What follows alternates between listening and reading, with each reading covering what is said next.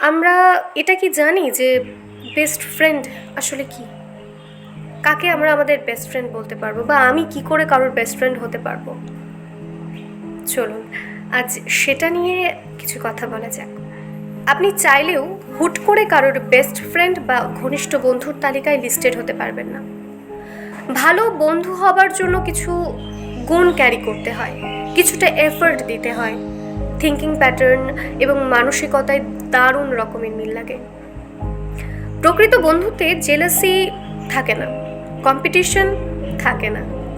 একজন আরেকজনের ভালো চায়, খারাপ দিনে সঙ্গ দেয়, গাইড করে, মোটিভেট করে। কখনো মান অভিমান, ঝগড়া কিংবা ভুল বোঝাবুঝি হলেও নিজেদের অজান্তেই সম্পর্কটা ঠিক করে নেয়। কেউ মনে রাখে না বিষাদের মুহূর্তটুকু, আবার সেই চিরচেনা হাসি আনন্দে তারা ফিরে যায়।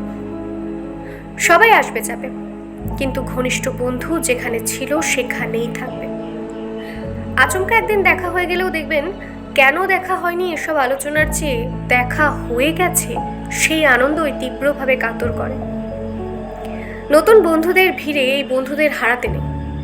নতুন বন্ধুদের স্বভাব নতুন পারফিউমের মতো, কিছুদিন ভালো লাগে, কিছুদিন পর আর ভালো লাগে না।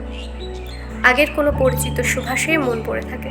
বন্ধুত্ব নামের সম্পর্ক নতুন স্বাদেরটা ভালো হয় না।